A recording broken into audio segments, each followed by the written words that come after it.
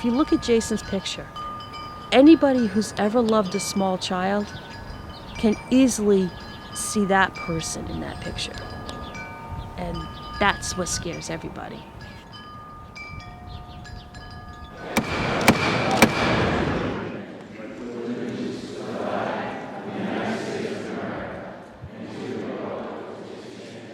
Thank you, Madam President and ladies and gentlemen of the Senate.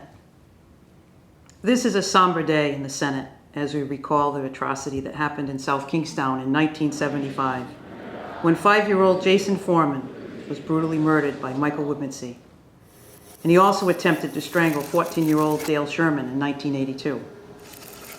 When it came to light that convicted killer Woodmansee was eligible for early release due to good behavior, I immediately started to work with Attorney General Peter Kilmartin's office to develop legislation. This bill makes several changes to the existing early release law. I believe that those who commit the most heinous of crimes should not qualify for early release from prison for good behavior. As a South Kingstown mother whose children were just a little younger than Jason Foreman at the time of this atrocity, I know the fear and anguish that gripped the community, but can only imagine the pain that the families continue to endure.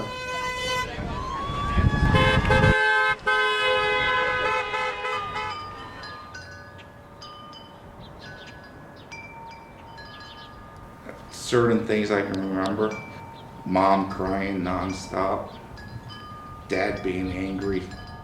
It's been real tough not having a brother. I mean, especially knowing what happened. We've been married for almost 19 years. I've known my husband since he was about 3, and his sister was my best friend growing up. We went to kindergarten together. She'd have dinner on the table at 5. The children were in bed by 7. The house was always spotless. She was amazing. She would call me, and she would cry over the phone. It was hard. It was very hard on her.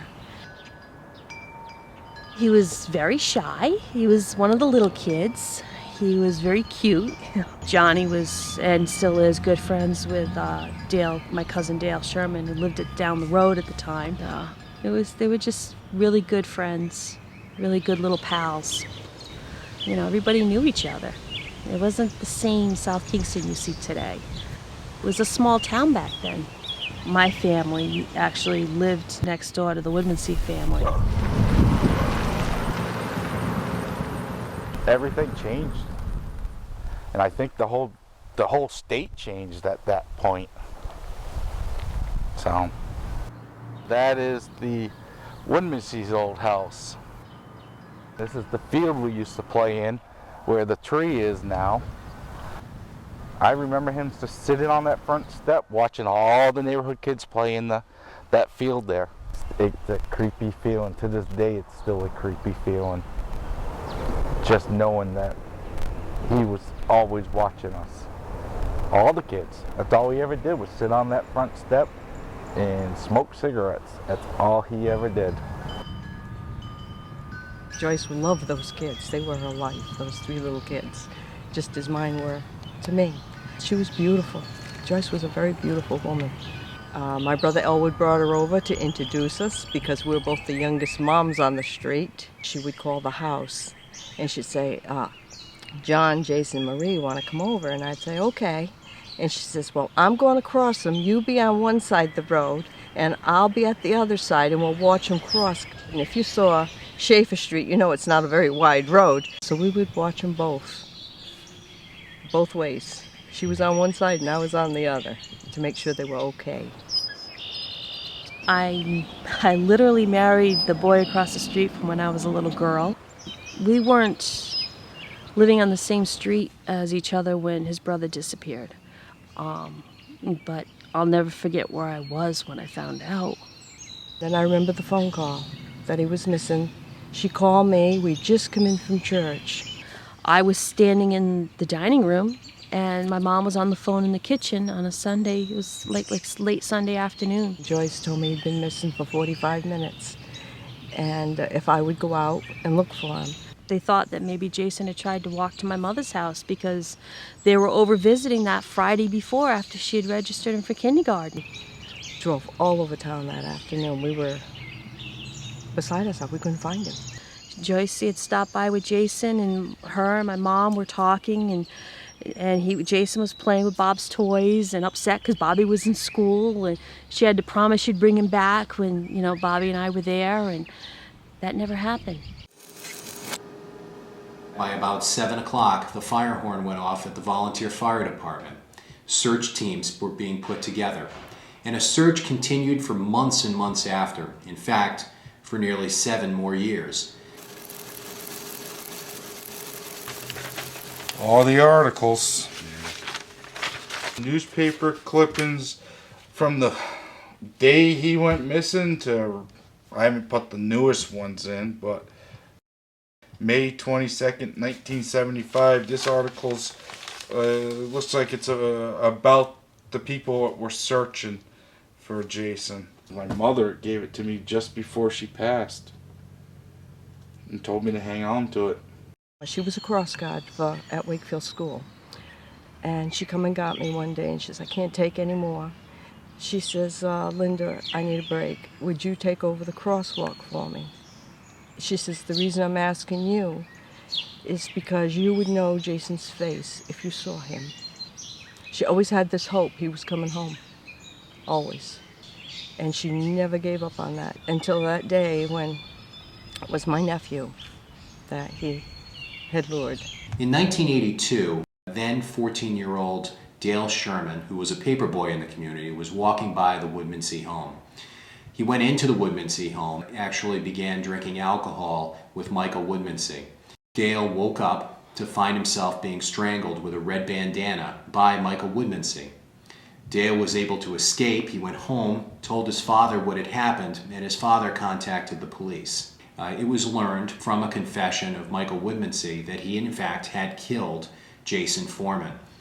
He described that Jason just had come along at the wrong time, that for some period of time before this, Michael, had been considering what it might be like to kill someone, whether or not he could get away with it, and what that feeling would be.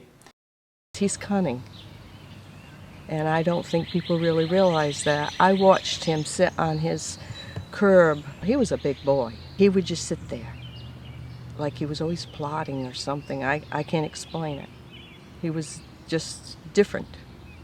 Everybody knew it. And it's the day Woodmansee got arraigned. Because I think she knew it wasn't going to end. Because I think she knew that Woodmansee was going to get out. And she probably wanted to make sure that people don't forget. Still to this day, I wonder why the box was given to me. I mean, she could have gave it to my sister. I just don't know why I got it. So, it makes things a little tough sometimes. Especially, you know, you got the box in the basement where you can go look at all the articles anytime you want. I mean, it brings back bad memories sometimes when you look at it, like this one. You know, this one is a tough day. That's the picture of us at the funeral. Because that's my sister, that's me, that's my Uncle Pete, my father, and my mother. Joyce never recovered. Never. She'd just fall apart. And that was the way it was. Different times till she passed away. She'd see a child with blonde hair or something. She'd grab my hand and just fall apart. It was devastating to see her that way, because when she moved in, she was so bubbly and happy. I never thought 28 years ago that I would have to be here doing this and talking to you and thanking you for your support to stop Michael Woodmansee from being released into our society. Justice was not served properly 28 years ago. and I hope that justice is done properly now. Both the Foreman family and the Sherman family have expressed that they believed that Michael Woodmansee would serve 50 years in prison. They've said that they were never told about the possibility that he would earn this so-called good time, a law which has been on the books since the 1960s. Any person who's not sentenced to life or who isn't charged with a sexual assault crime can earn up to 17 days per month, every month, off their sentence. You do the math. That's well over 200 days every year.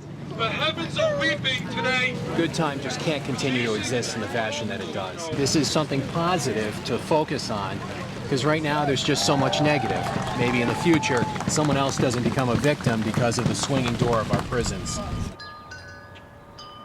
Michael Woodmansee has admitted that he stabbed Jason, then 5 years old, and that for over an hour he would go over to see if Jason was still alive.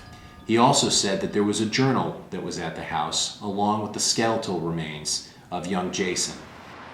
Though the journal has not been released, and Michael Woodmansee claims that the journal is in fact fiction, it contains a horrible tale of not just the murder of Jason Foreman, but ultimately the cannibalization of this young boy, as well as the sodomization of him. And he cannot rehabilitate evil, and he's an evil man. And if he gets let out, he's just going to do it again. Thank you for your support, and Jason, we love you.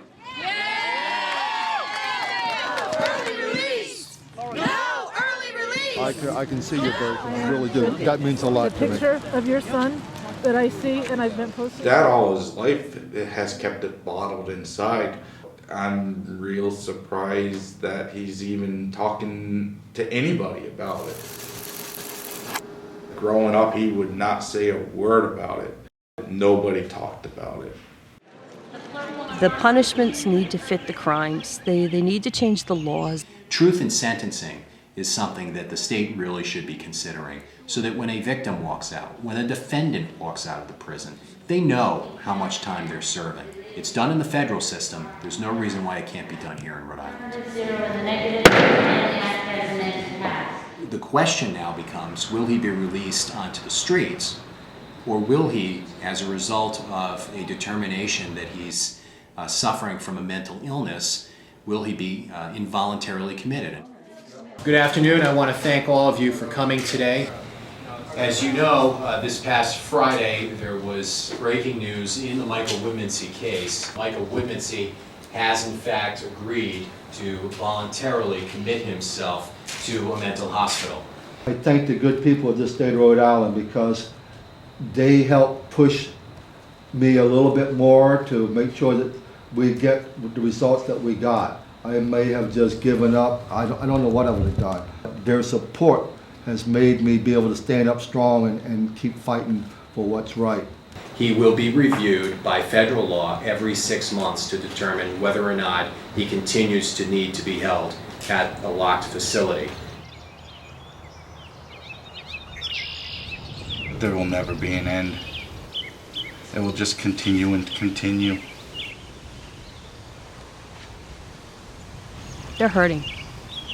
The family's going through a period of mourning all over again. The truth of it. They've had to relive losing him again.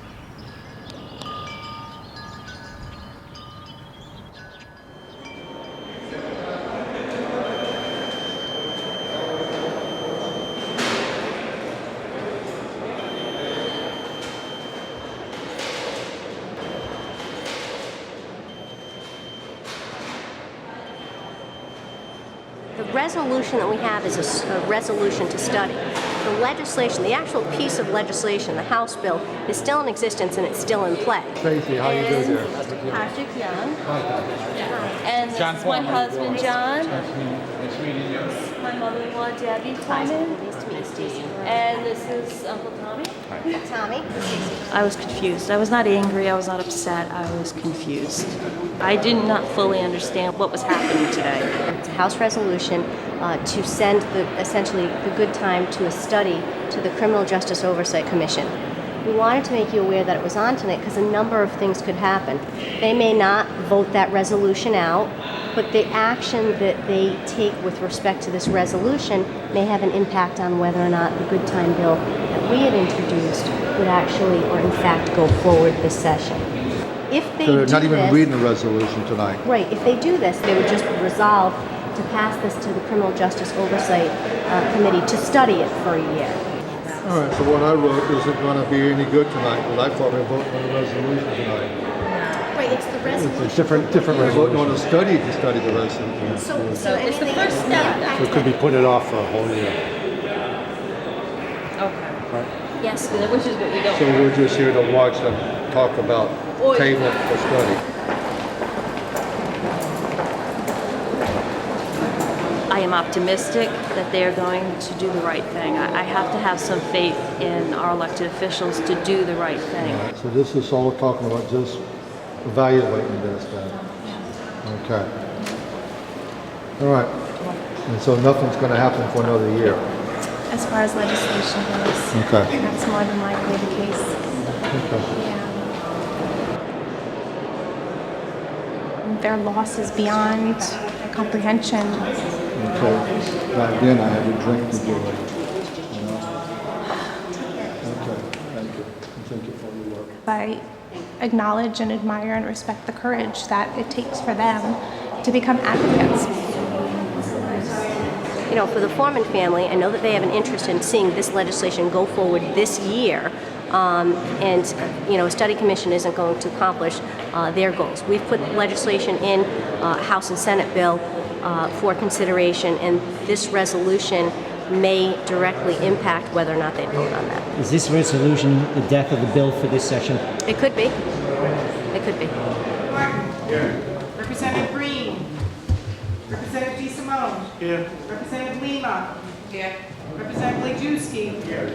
Representative Morrison. Here. Representative Caro. Representative Costa. Here. Representative Chippendale. Present.